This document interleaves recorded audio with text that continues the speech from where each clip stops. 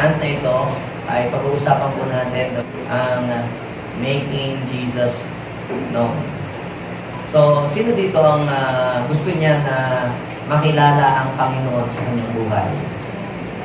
Alam niyo po mga kapatid, kung bakit tayo ay nag-i-exist pa dito sa mundo right after na makilala mo ang Panginoon, ay sa isang napakahalagang dahilan. Gusto ng Panginoon na ipakilala siya sa mundong ito sa pamamagitan mo. So, tatanungin ko po kayo, payag po ba kayo na makilala ang pangalan ng Diyos sa pamamagitan ng buhay ninyo? Ayaw niya yata. Sino po dito ang gusto niyang makilala ang pangalan ng Panginoon sa pamamagitan ng kanyang buhay? Alam niyo po mga kapatid, yung pong mga companies, yung pong mga malalaking kumpanya, gumagamit po sila ng mga sikat na mga artista at ginagawa po nila itong mga model para i-advertise ang kanila pong mga products, para yung pong kanila pong mga products, mga kapatid, ay makilala. Sila po ay gumagastos ng mahal para lamang maipakilala yung kanila pong mga products. So, gayon din naman mga kapatid, tayong lahat, pinubos ni Jesus, tayong lahat ay pagpapalain ng Diyos. Sino dito ang naniniwala ang kanyang buhay papagandahin pa ng Diyos? Amen. Kung ang buhay mo sira, ayusin ng Diyos. Kung ang buhay mo hindi maayos, ay papagandahin ng Lord. Ang tanong ay bakit? Kasi gusto ng Diyos na makilala ang kanyang pangalan sa pamamagitan mo. Amen. So ngayon, samahan po ninyo ako sa pagbabasa natin ng ating text. At ito ibabasahin po natin sa Romans chapter 1 verse 16. For I am not ashamed of the good news. Sabihin po natin good news. About Jesus Christ or about Christ. It is the power of God. Sabihin natin the power of God. So the good news is the power of God at work, saving in everyone who believes. The Jew first, and also the Gentile. May the Lord bless His word this morning. So, ang sabi ni Apostle Paul, hindi niya ikinahihiya ang mabuting balita o yung good news. What is the good news? The good news about Christ, or it is the power of God. Yung palang good news, ay yan ang kapangyarihan ng Diyos sa ikakaligtas ng mga tao, ng mga Hudyo man yan, o mga Gentiles. So, ibig sabihin, kailangan ng lahat ng tao na marinig ang good news upang sila ay maligtas at sila ay makawala sa gapos at tanikala ng kaaway. Sabihin po natin good news. Ang tanong ay, ano po ba yung good news? Nabawi na daw natin ang South China Sea. Atin na daw yung good news. Meron daw ayuda, good news. Alam niyo po, yung gospel or yung good news is more than that. More than ayuda, more than increase of salary, more than development sa iyong bansa o sa iyong barangay. Dahil once, mga kapatid, na sinabi po ng Bible, tayo daw po ay mapapahamak dahil sa ating mga kasalanan. That is bad news. Ang tao ay mapapahamak dahil sa kanyang pagsuway. That is bad news. Ang tao pag namatay, pupunta sa impyerno. Bad news, di ba? Bad news po yun, mga kapatid. At kahit pa siya ay gumawa ng kabutihan, kahit pa ang isang tao, mga kapatid, ay mag-abuloy, o siya ay magpaka-religious, ay hindi pa rin po siya masisave. So, ibig sabihin, ang buong mundo, ang sangkatauhan, ay hopeless. Walang makapagliligtas sa kanya. But, there is a good news. Ano ang good news? Ang good news mo po, mga kapatid, ito, number 1, Jesus redeemed us. Tinubos tayo ng ating Panginoon. Pangalawa, Jesus restore us. Diba, dati tayo ang tao po, mga kapatid, ay nahulog sa kasalanan. Ginagawa ng tao ang lahat para siya makawala sa gapos at tanikala ng pagkakasala. At yung iba'y tinanggap na nilang sila'y ganoon. Because they are hopeless. So Jesus redeemed us. Jesus redeemed you and I. Pangalawa, Jesus restore us. Yung ating authority, position, yung original position na ipinagkaloob ng Diyos sa tao nung ang tayo kanyang lalangin na inagaw ng kaaway, ang ginawa ng Panginoon, ito'y kanyang binawi kay Satanas at ito'y ipinagkaloob muli niya sa tao. At ang pangatlo, mga kapatid, si Jesus po ay nagbabago ng buhay. Jesus renew us. Ikaw ay tinubos ng Panginoon, ikaw ay ibinabalik ng Panginoon ang lahat ng nawala sa iyo at ikaw ay babaguhin ng Panginoon. O, sino dito po ang naniniwala na yun ay good news? Amen. Bakit kinakailangang makilala ng mga tao ang ating pong Panginoong Jesus? Sapagkat ang lahat po ng mga tao ay mayroon pong problema. Diba, yung iba ay gagawin nila po ang lahat para lamang ang kanilang buhay ay humaba-haba pa. Yung iba gagawin nila po ang lahat para lamang po sila'y sumaya. Yung iba gusto ng kapayapaan. Diba? Yung iba gusto nila ng peace of mind. Yung iba gusto nila ng change. Yung iba gusto nilang ng kasayahan, ng tunay na kagalakan. Kaya ang mga tao po, they tried everything na makapagpapaligaya, makapagpapasaya sa kanila, makapagpupuno ng emptiness sa kanilang buhay. Kaya lahat ng bagay tinry po nila. Sinubukan, drugs, ABS-CBN, alak, babae, sugal, lahat, tinry. Pero bakit hindi makita doon yung kanilang hinahanap? But I have a good news for you, mga kapatid. Ano yung good news? Jesus is the ultimate solution to every human problem. Naniniwala po ba kayo na lahat ng solusyon ay taglay ng ating Panginoon? Siguro, kung ang isang tao na mayroong sakit, lahat na ng klase ng gamot, itatry na niya. Gumaling lang siya doon sa sakit na yon. Ngayon, mga kapatid, ang mundo po, mga kapatid, ay naghahanap ng solusyon sa kanila pong iba't ibang klase po ng problema. Pero, you and I are really blessed.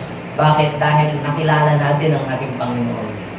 Some of you, nung kayo po ay pumunta dito, hindi naman po ganyan ang mga buhay ninyo. Di ba? Ang iba po sa inyo, down ang buhay, kayo po ay problematic, you are hopeless. But, nung ma-encounter niyo po si Jesus, naiba po ang inyong pong buhay, kayo po ay na-transform. Yes, kayo ay may problema pa rin ngayon. Pero alam niyo po, iba na ang inyong pagharap ngayon kaysa nung hindi niyo pa nakikilala ang ating Panginoon. Totoo po ba yun, mga kapatid? Pero ang tanong ay ito, papayag po ba kayo na kayo lamang ang nakahanap ng solusyon? Hindi niyo po ba ipagsasabi sa iba na mayroon ding problemang kapares ninyo kung ano yung solusyon na ginawa po ninyo para po mapagwagian ninyo yung problema ninyo? Ibig sabihin niyan, kayo po yung malamot. Dahil hindi mo sinabi ang talagang solusyon. Now, nung si Jesus po, bago umakyat po sa langit, meron po siyang huling habilin. Alam niyo po, sa dinami-dami ng mga habilin at paalala ng mga magulang natin na mayapa, ang pinaka hindi natin makakalimutang habilin ay yung huling habilin bago maputulan, bago siya umalis. Anak, magpapamahalan kayo ba o kayo mag-aawa? Ganon. At yan ay susundin. Papakuhan yung ating kusina. Pag kayo nawala, ay kaya totoo pa rin yun. Ay, yun ay importante. Baka magparamdam pagka hindi ginawa yun. Kaya gagawin. Ang Panginoong Yesus ay mayroon ding habilin, huling habilin. Pag huling habilin, yan ay importante. At anong kanyang huling habilin bago siya ugat sa langit? Mark chapter 16, verse 15. Anong sabi ng Panginoon? And then He told them, sinasabihan niya yung mga followers niya. Ang tanong, are you a follower of Jesus?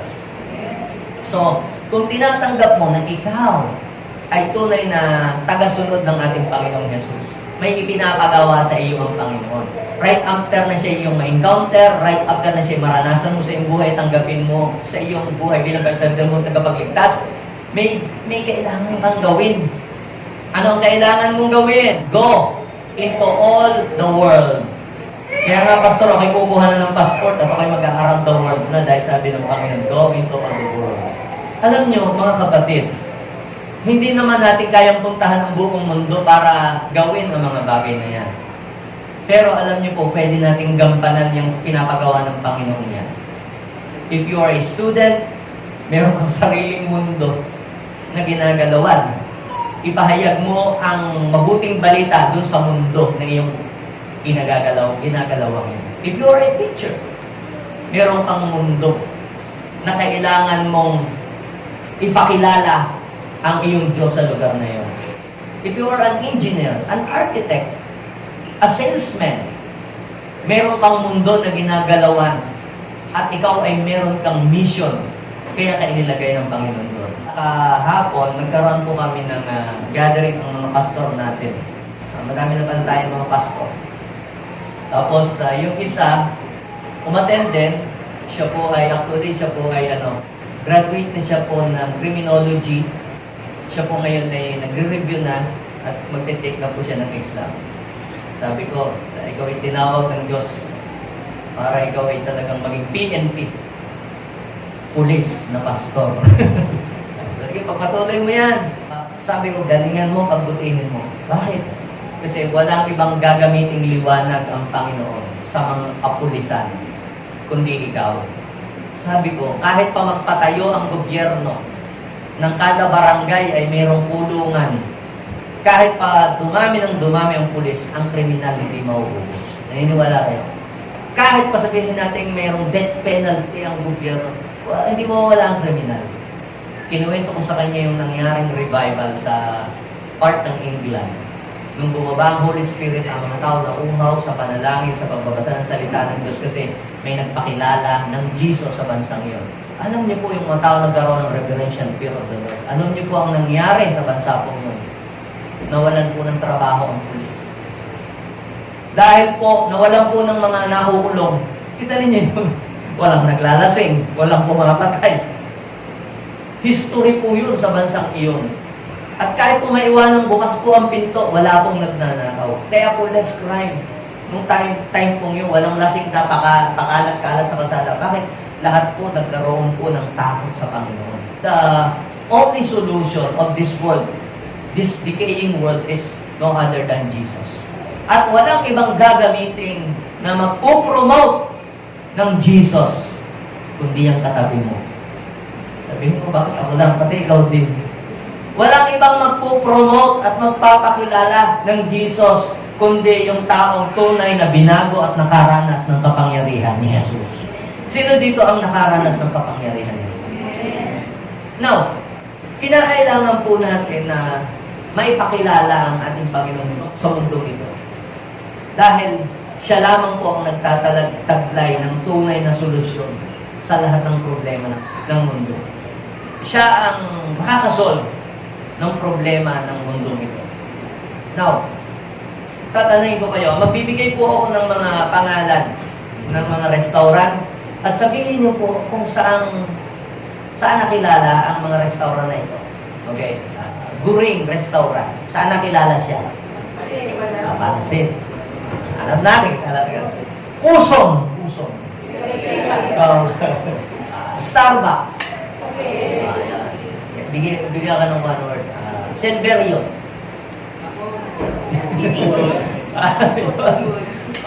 Diba? Dagupan. 3 B. Una po ay bangus, pangalawa po ay bagoong, at ang pang-tatlo ay So, alam niyo po ba mga kapatid, yung pong mga restaurant na ating pong mga kinakainan, bakit po yung mga yan ay nakilala? Tanong, bakit yung mga yan ay nakilala? Sabihin mo sa iyong katabi, dahil mo. Ikaw ang nagpakilala sa mga yan. Diba? Inirekomenda mo, pinakilala mo, pinromote mo, in-advertise mo, pinagsabi mo.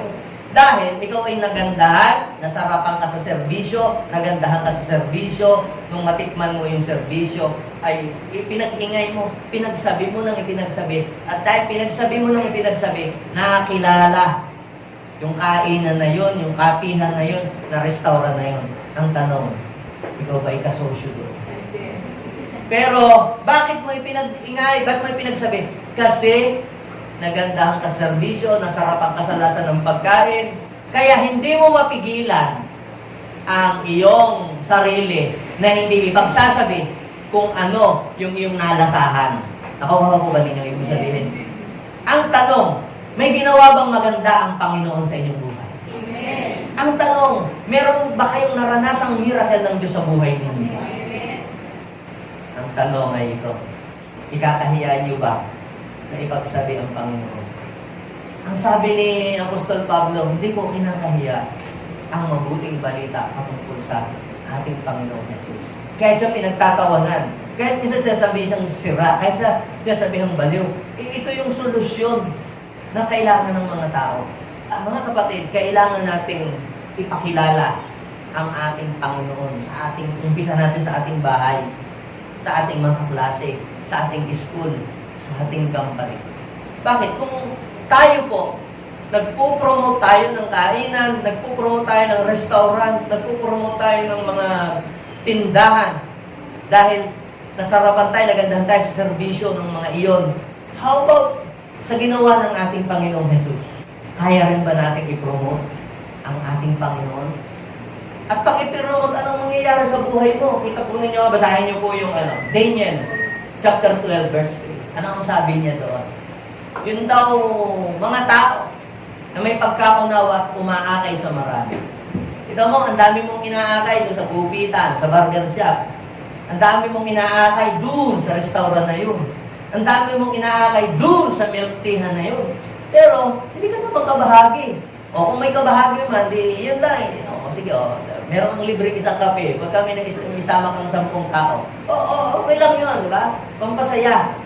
Temporary na reward ang ibibigay sa iyo. But, sabihin mo sa iyong katabi, but, pagka ikaw ay nag-aya at ipinakilala mo ang Panginoon sa ibang tao, ang reward po niyan, mga kapatid, eternal. Ang sabi po ay, magniningning na para kang tala sa kalangitan. You will bright like a star. You will become a star for all season. Talo mo pa si megastar. Wala na ngayong kinang yun eh. Talo mo pa yung star for all season. Lahat yun. Laos na lahat. Pero yung ningning na ibibigay sa'yo ng Diyos, walang kupas yun. Now, anong katangian natin dapat maipakilala ang ating Panginoon? In what characteristic Jesus must be known? Kung yung mga Starbucks, nakilala sila na masarap ang kape doon. Actually, may mas masarap ang kape doon eh. Mas mura pa. Diba? Doon sa restaurant na sinasabi ninyong sikat dito sa Taguma na masarap ang pigar-pigar doon. Actually, may masarap ang pigar-pigar kaysa sa doon. Naniniwala kayo? Kaya lamang, hindi na po promote, walang nagpo-promote. Pero may mas magaling pa doon. Now, in what characteristic should Jesus be known? Actually, napakaraming katangian na dapat ng pagpapakilala natin sa Panginoon. Pero ibibigay ko po yung 5 pangunahing katangian na dapat maipakilala natin. Malaman ito ng mga tao. Sapagkat, once na ito ay malaman ng mga tao, masosolve ang maraming problema nila sa buhay nila. O, ready na po ba kayo?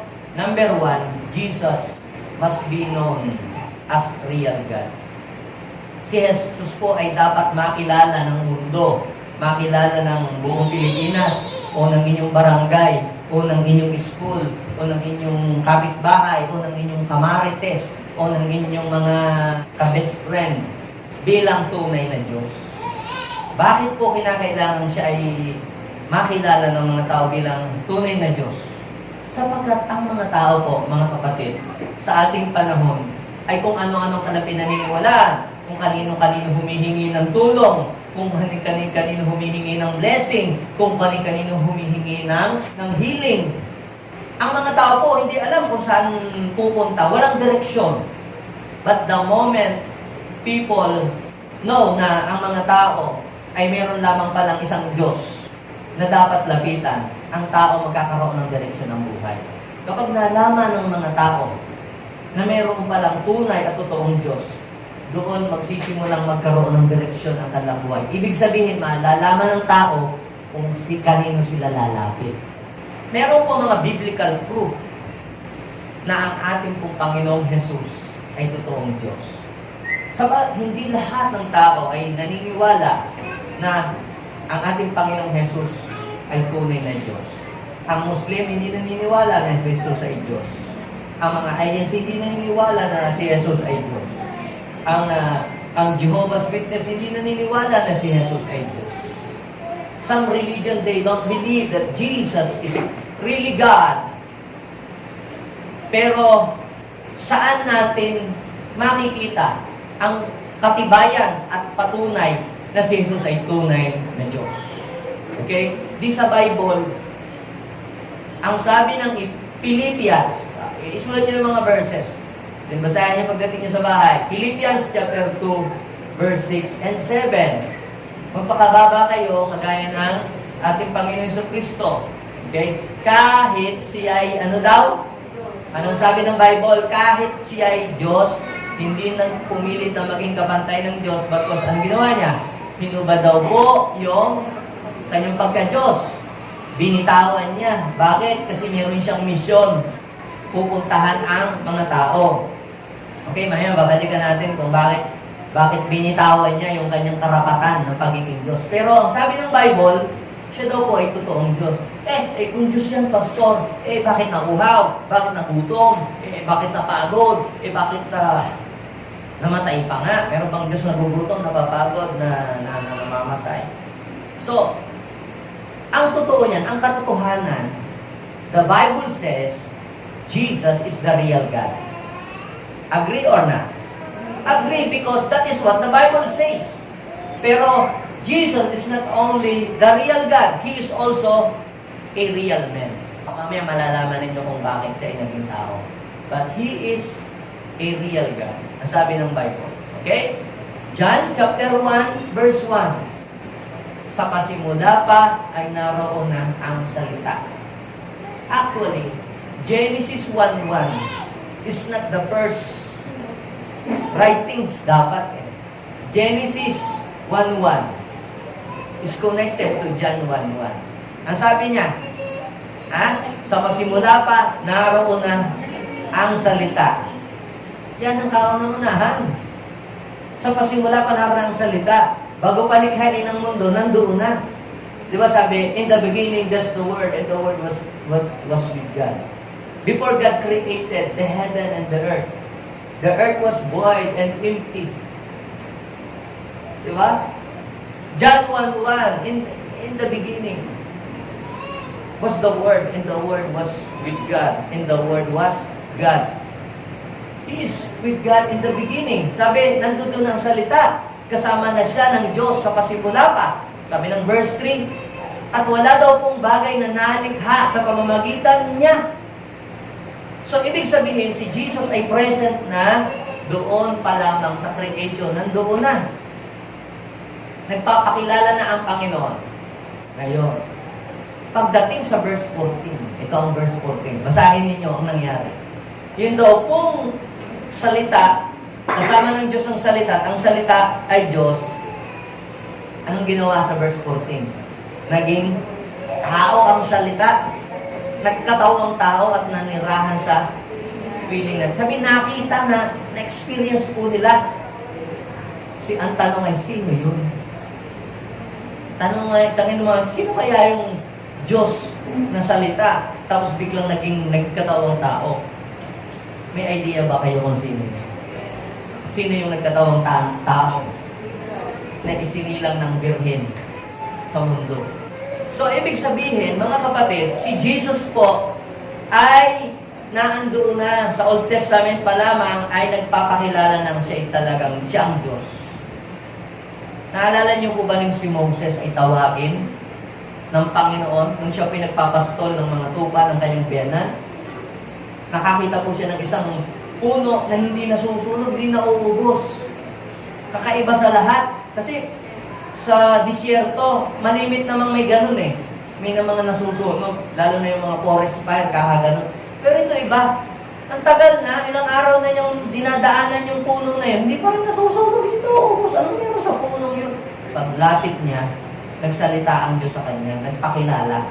Siya ang Diyos ni Abraham, Isaac at ni Jacob. At sinugo ng Panginoon si Moses na sabihin ang balita na ang mga Israelita ay ililigtas ng Panginoon sa pagkailigid. Ang sabi po ni Moses, pag tinanong ng mga Israelita, sino ang nag-utos sa akin? Pag tinanong, hoy, sino nagsabi sa iyong kami papalayain ng Diyos? Anong pangalan po ang sasabihin ko?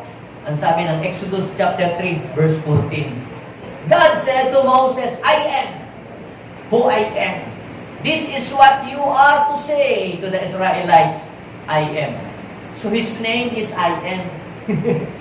Ibig sabihin, the God of Abraham, the God of Jacob, and the God of Isaac. Ibig sabihin ng I am the God who never change. Hindi nagbabago. The same yesterday, today, and forever. So ang pangalan niya, nung Old Testament, isa sa pangalan ng Panginoon, maraming pangalan ng Panginoon eh. Tinawag siyang Rapa, tinawag siyang Ropika, tinawag siyang Jireh, ibig sabihin provider. Tinawag siyang I am, ibig sabihin never change. Ay ito ngayon.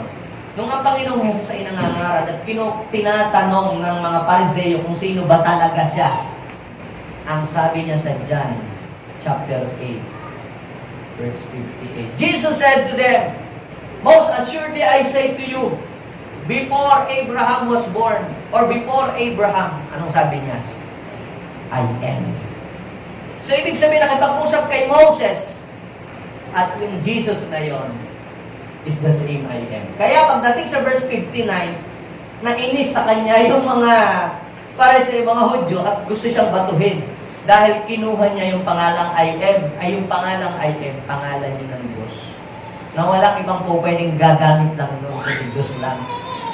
But Jesus used that name, I am. Ibig sabihin nun, mga kapatid, Jesus promoted Himself as a real God.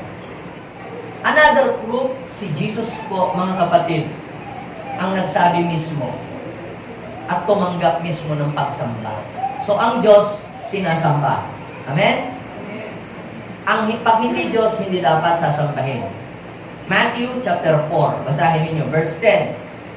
You shall worship the Lord your God, and Him only you shall serve. So, sino daw lamang daw ang sasambahin? Kaya pagka sinasamba mo yung cellphone mo, ang iyong jowa, sinasamba mo, yung bahay mo, sinasamba mo na, sinamba mo na yung mga ari-arian mo, Diyos-Diyosan na po ang tawag ko. Wala daw po dapat sasambahin. Diyos lang ang dapat sasambahin. Pag may sinamba ka pang iba, aside from Him, Diyos-Diyosan ang tawag ko. Si Jesus mismo ang may sabi niya. Now, sa Acts chapter 10, verse 25 and 26, si San Pedro ay hindi nagpa-worship. Hindi siya nagpa-worship.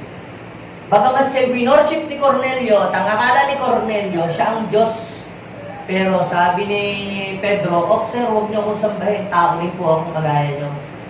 So, ang mga santo, hindi nagpapasamba. Ewan ko ba sa Pilipinas kung bakit sinasamba ang santo.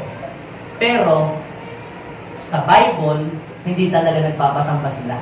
Ayaw nilang sila isasambahin kasi sila mismo ay magkakasala pag nagpasamba sila. Okay? Pangalawa, ang mga angel hindi din po nagpapasamba. Ewan ko ba kung bakit sa Pilipinas pati si Arcangel Miguel sinasamba. Si Gabriel sinasamba. But, in Revelation chapter 22 verse 8 and 9, nung si John ay nakakita ng pangitaing makalangit na pangitaing liwanag at kamanghamanghang bagay, siya po ay lumuhod at sinamba niya yung angel. Pero ang sabi ng mga angel, sir, huwag niyo kaming sambahin, huwag niyo akong sambahin. Ako din ay lingkod na kagaya ninyo. Sabi ng Revelation chapter 22 verse 8, ang Diyos ang inyong sambahin. So, ang angel, hindi nagpapasamba kasi hindi naman sila Diyos. Ang mga santo, hindi nagpapasamba. Worship God. Sabi. Ang mga santo, hindi nagpapasamba kasi hindi sila Diyos. Pero, pagdating po kay Jesus, Matthew chapter 28, verse 17, His disciples worship Him. Si Jesus po ay sinamba ng kanyang mga disipulo. Ay nag-aalinlangan pa nga yung iba. Kaya tinugtungan ng Panginoon sa verse 18, all authority in heaven and earth shall be given unto me. Para doon sa mga nagdududa pa. Nasa akin ang kapangyarihan sa langit, sa lupa. Pangalawang patunay na sinamba at tumanggap ng pagsamba ang ating Panginoong Jesus nung meron po siyang pinagaling. Actually, maraming example sa Bible na pinagaling si Jesus. John chapter 9, verse 38. Alam niyo po ba yung ipinanganak na bulag? At yung pong bulag na yon na ipinanganak. Nung siya po ay gumaling, ano ang nangyari? Matapos siyang gumaling. Nagpakilala ang Panginoon sa kanya. Naniniwala ka ba sa anak ng Diyos? Hindi ko po kilala kung sino yun. Ako na yung nakikipag-usap sa iyo. Na nagpadilat ng iyong mata. Aba, pagkarinig sabi, nananampalataya po ako sa inyo. At sinamba niya ang Panginoong Jesus. Di ba sabi? Sinamba niya si Jesus. Now, yan ay ilan lang sa napakaraming patunay na si Jesus ay totoong Diyos. Ang tanong, ikaw ba ay meron pang pag-aalinlangan patungkol sa pagka-Diyos ng ating Panginoon? Kaya kung ikaw ay doubtful when it comes to the deity of our Lord Jesus Christ, hindi mo siya, ikaw ay mahihiya, ikaw ay matatakot na siya ay ipakilala sa iba. Hanggat hindi 100% ang iyong paniniwalang siya ay Diyos, laging ikaw ay matatakot at mangangambang siya ay magpakilala. Pero, kung paniniwalaan mo ang sabi ng salita ng Diyos at ipapakilala mo na ang ating Panginoong Jesus ay totoong Diyos, I am telling you, patutunayan ng ating Panginoong Jesus sa lahat ng mga tao na iyong pinagsasabihan na siya talaga ay totoong Diyos. Sabihin mo sa iyong katabi, patutunayan ng ating Panginoon kung sino siya. Kung sinasabi mo ng ating Panginoong Jesus ay Diyos, patutunayan niya doon sa mga tao pinagsasabihan mo na siya ay talagang totoong Diyos. So, yan po ang una. Jesus must be known as a real God. Naalala ko po, meron po akong bina-Bible study dati when I was 17 years old sa Batangas, sa isa pong compound. Madami po yun, mga young people, mga may edad. Yung pong isa na estudyante, ng engineer student, pinuntahan po ng yung naglilibot na nangangaral. At nung malaman na siya ay believers or believer of our Lord Jesus, kinonfuse yung mga naglilibot, yung mga nagkakatok sa bahay. Kinonfuse po siya. At sinabing, ay, si Jesus ay hindi Diyos, yan ay tao lang. Hindi ko sinabi ang namatay. Hindi po siya makatulog. Sabi niya, siya mismo ang nag-pray. Sabi niya, hindi pa niya alam ang mga Bible. Kunti pa lang alam. Nag-pray siya. Sabi, Lord, kung tao ka lang talaga, hindi ako maniniwala sa iyo. Pero kung ikaw ay Diyos, maniniwala ako sa iyo. Please, Lord, pakita mo po sa Bible. Bigyan mo ako kahit isang verse sa Bible na nagpapatunay na ikaw ay Diyos at ako'y maniniwala. Tanong, tao ba si Jesus? Yes or no? Yes. Sabi ng Bible din. Kung ano yung sinasabi ng Bible, siya ba ay propeta? O, sabi ng Bible, propeta. Yung iba po, tanggap na siya ay propeta, tanggap na siya ay anak ng tao, tanggap siya na anak siya ni Mary, pero hindi tanggap na siya ay Diyos. Samantalang yung sinasabi din naman ng Bible. Now, siya po'y nagbasa ng Bible hanggang alas 12, binasa niya ng binasa, at siya po'y nilid ng Holy Spirit na basahin ang Philippians chapter 2. Binasa niya ng binasa, at pagdating po sa Philippians chapter 2, verse 6. Si Jesus ay Diyos. Pero hindi nagpumilit na maging kapantay ng Diyos at hinubad niya. Now, pangalawa, Jesus must be known as Savior. Jesus must be known as Savior. Saan ba dapat makilala ang Panginoon? Hindi lang sa pagiging Diyos niya, makilala din. Ipakilala din natin ang Panginoon bilang siya'y tagapagligtas. Now, Bakit ang Panginoong Jesus ay nagkatawang tao? Dahil ang ililigtas niya ay ang mga tao. Kung ang ililigtas ng Panginoon ay mga kambing, ang Panginoong Jesus hindi magkakatawang tao yan. Ang gagawin niya, magiging kambing siya. Bakit?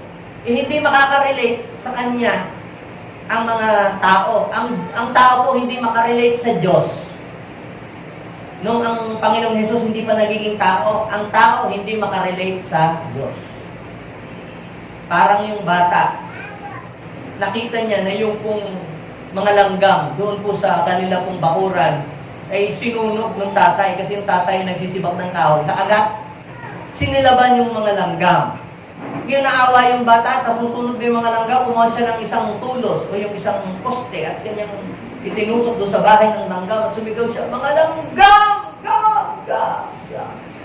Akyat kayo dito sa kahoy para hindi kayo masunog." Tumawa yung tatay niya. "Anak, kahit maghapon ka magsisigaw dyan, hindi ka nila maiintindihan. Liba na lang, maging langgam ka din para maintindihan niya ang mga sinasabi mo sa kanya." Noong ang Diyos ay hindi pa nagkakatawang tao, kahit sabi ng Diyos, "Lapit kayo sa akin," ang mga tao natatakot sa Diyos. Pero nung si Jesus ay maging anyong taong makasalanan, "Come to me, those who are burdened and heavy laden, and I will give you rest." Ang mga tao lumalapit na. Bakit? Nakaka-relate na yung mga tao. Dahil si Jesus ay tao din kapares nila. Now, si Mother Teresa is a good man, good woman, but he is not a God, and she is not a Savior. Saint Peter is a good man, but he is not a God, and he is not a Savior. San Pedro Calungsod is a good man, but he is not a God, and he is not a Savior. Sino po lamang po ang Savior? Si Jesus. Sabi po ng Acts chapter 4 verse 12, kay Jesucristo lamang matatagpuan ang kaligtasan. Sapagkat sa silong ng langit ay walang ibang pangalang ibinigay ang Diyos para para maligtas ang sangkatauhan, kundi ang pangalan lamang ni Jesus. Isigaw nga natin ang pangalan ng ating Savior. Jesus! He is our Savior. At siya rin ang kailangan ng ating mga best friend, ng ating mga kaibigan.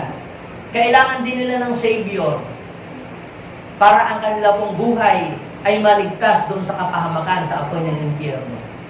Kapag ang mga tao ay hindi nakakilala si Jesus, ang tao po, diretso po sa impyerno pag namatay.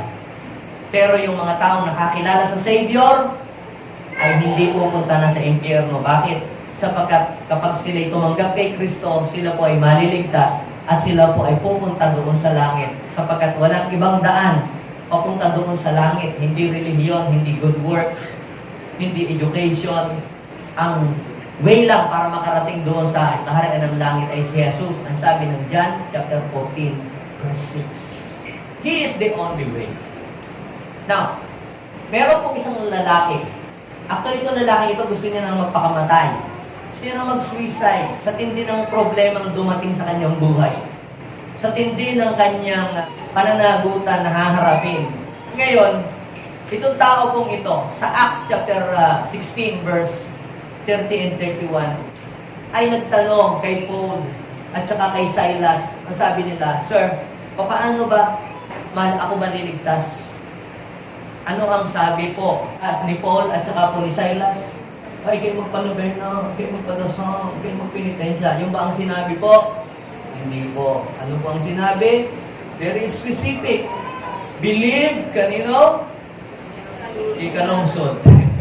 Saint Therese. Kanina sabi niya, manampalataya ka sa Panginoong Jesus. Kita niyo, sinabi kung kanino mananampalataya. At maliligtas ka, ikaw at ang iyong sambahayan.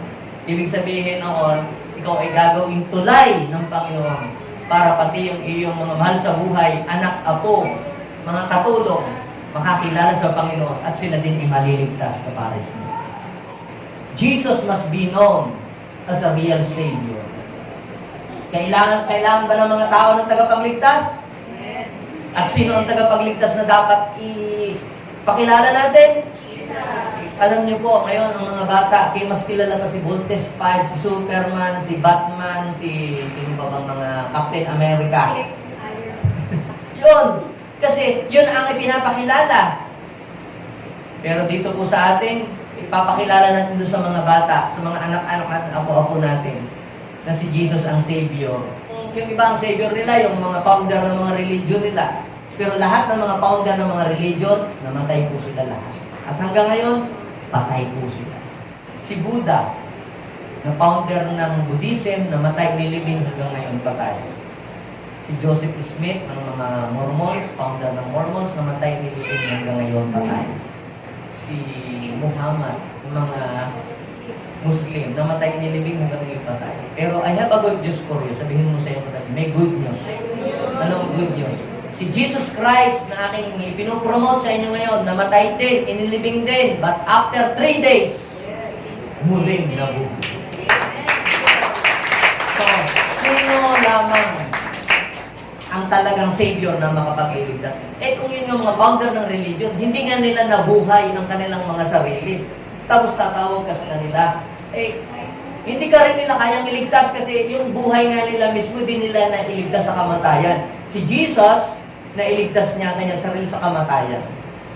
Ngayon, mga kapatid, dapat nating ipakilala at hindi natin dapat ikahiya dahil yung ating Savior ay nabuhay siya.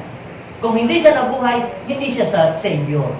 Pangatlo, Jesus must be known as truly forgiven.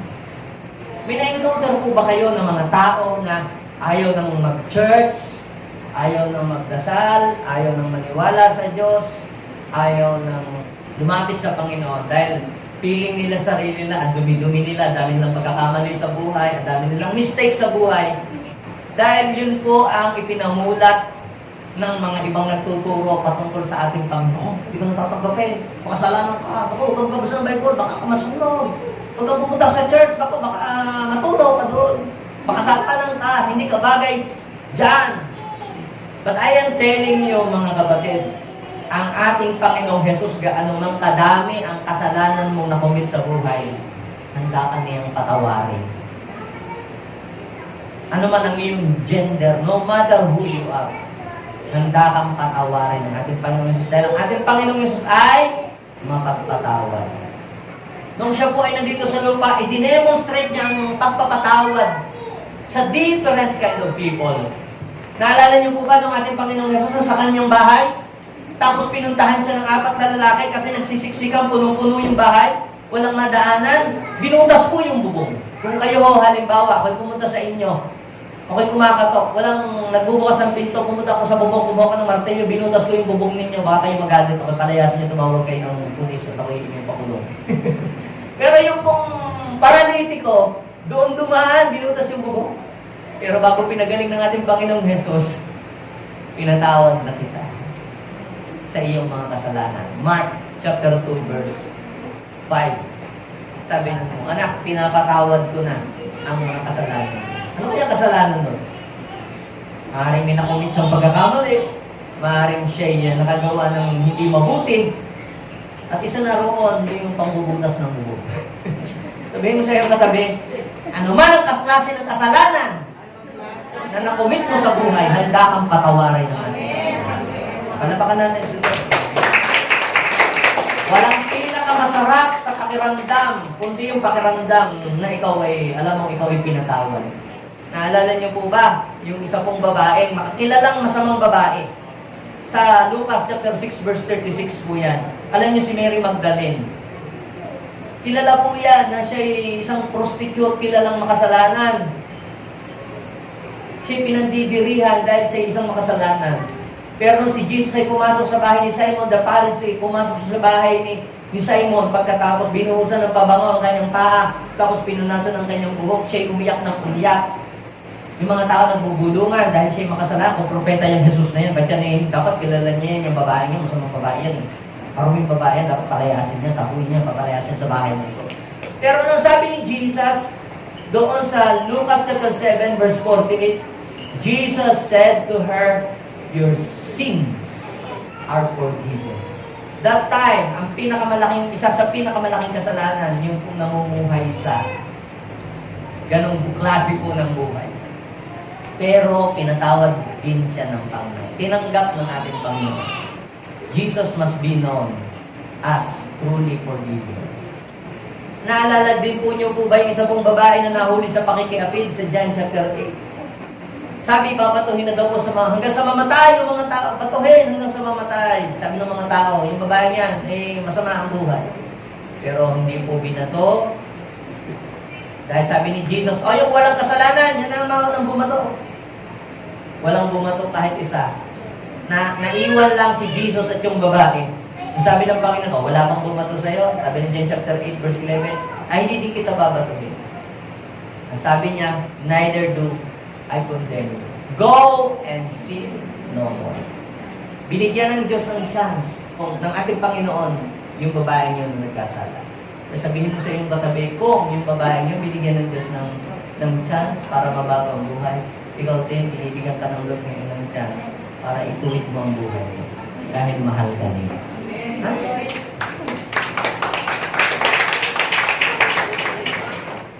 Si Jesus po ay mabuting Diyos. Amen? Amen.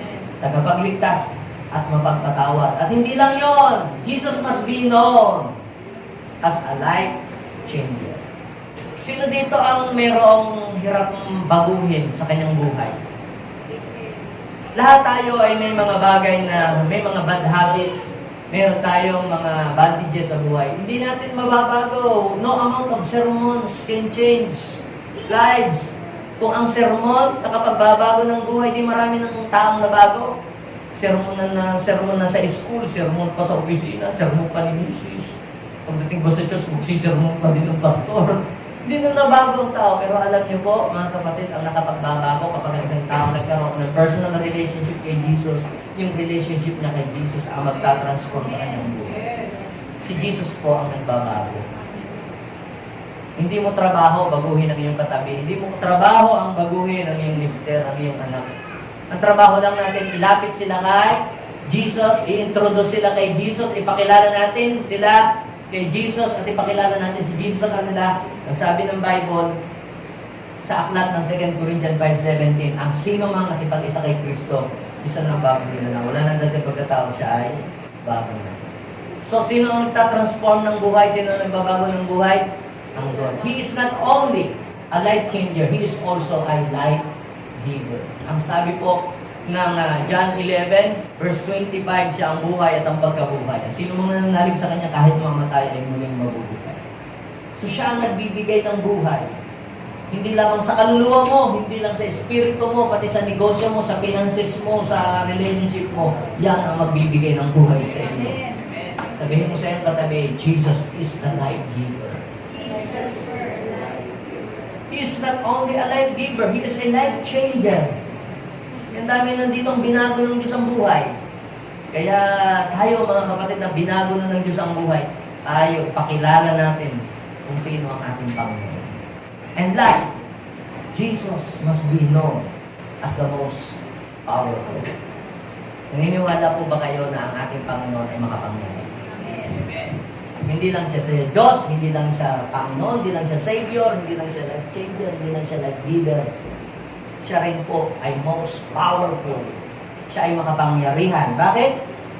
Ito na lang sabi, sa pasimula pa nandoon ang salita, kasama ng Diyos ang salita, yung salita ay Diyos, at walang bagay na nalikha nang hindi sa pamamagitan niya. Ibig sabihin, siya pala ang lumikha ng buong mundo. Siya din ang lumikha ng tao. Alam niyo po ang tao, gusto niyang lampasan ang kakayahan ng Diyos na gawin. Gumawa din po siya ng AI, Artificial Intelligence, na nagsasalita din. Pero alam niyo po, may kulang. Walang damdamin. Marunong kasi pinrogram, taong nag-program, naglagay-lagay. Minsan nagkakamali din. Pero alam niyo po mga kapatid, hindi kayang tumbasan ang ginawa ng ating Panginoon Jesus kasi siya ay makapangyarihan. Matthew chapter 28, verse 18, all authority in heaven and on earth has been given to me. Nasa Kanya. Oh, Philippians chapter 1, verse 21 and 22. Kaya nasa ilalim ng kapangyarihan niya o kapangyarihan ni Kristo ang lahat ng paghahari. O lahat daw po ng paghahari nasa ilalim ng kanyang kapangyarihan, kapamahalaan, kapangyarihan at pamunuan. Sabi ng verse 22. Inilagay daw po higit ang kanyang pangalan sa lahat ng pangalan, hindi lamang sa panahon ito, kundi sa darating. So, ang pangalan pala, mga kapatid, na Jesus is very powerful. Pangalan lamang ng ating Panginoong Jesus is very powerful. Napatunayan ko po yan sa maraming mga sitwasyon. Sometimes, nakasakay kami sa isang sasakyan, yung bus ay mabubungko. Wala akong nasabi ko, in Jesus' name. Buti na lang, nakapag-pray na yung driver. Very powerful ang pangalan ng Jesus. One time, mayroong pong possess ng evil spirit. Ginawa po namin ng lahat para makalaya ang tao. Pero when you say the name of Jesus, when you speak the name of Jesus, talagang yung mga demonyo ay naalis. Kaya very powerful ang pangalan ng Jesus.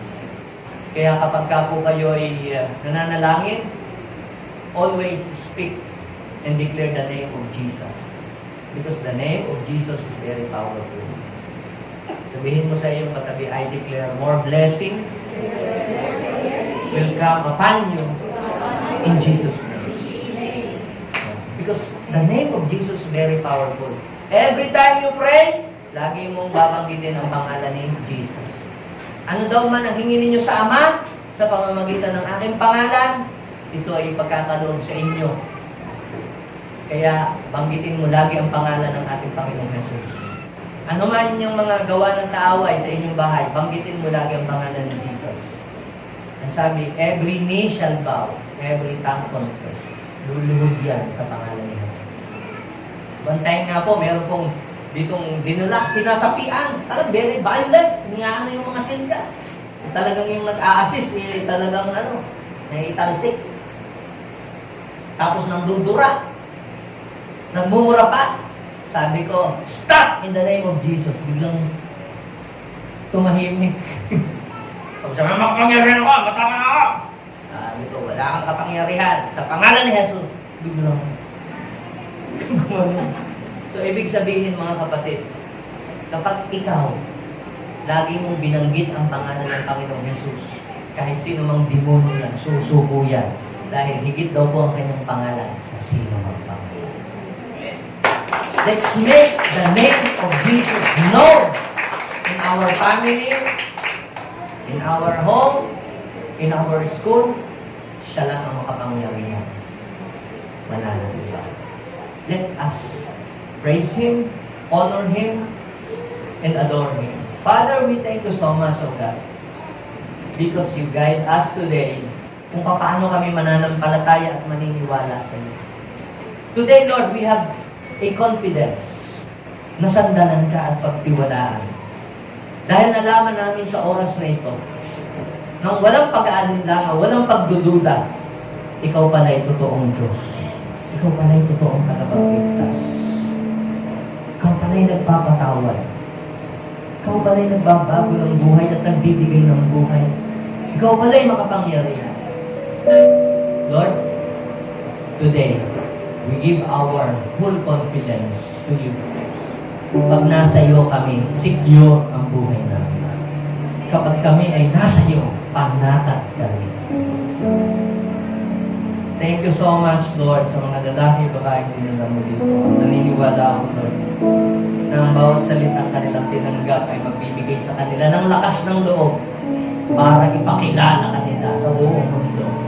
Kagaya ni Pablo na sinasabing hindi nahihiya na sabihin ang kanyang Jesus, makapangyarihan. Higit na makapangyarihan sa sinuman, may kapangyarihan dito sa mundo. At yung nagsasabing siya'y makapangyarihan doon, mas mataas pa rin ang kapangyarihan na taglay mo. Dahil ikaw ay muling nabuhay. At kailanman ay hindi ka mamamatay. Thank you so much, Lord. Bless these people. Bless these people. bang tayo manalangin? Lagyan natin ating kamay sa ating puso. Bigkasin po ninyo ang panalangin nito na nanggagaling sa inyong puso. Sabihin po natin, Panginoong Jesus, maraming salamat. Dahil ikaw ay patuloy na nagpapakilala kung sino ka sa buhay ko.